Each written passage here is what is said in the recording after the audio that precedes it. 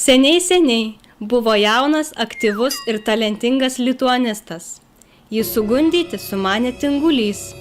Vis dėlto studentas buvo protingas, davė Tinguliui į kailį ir išvijo, pasakęs, kad jo vardas Aš pats. Kai grįžo nuskriaustas Tingulys į Tingulyną ir jo paklausė, kas jam tai padarė, jis atsakė, Aš pats. Na, jeigu tu pats tai padarai, tai ką mes čia tau galim padėti? Kraipė galvas kiti tinguliai.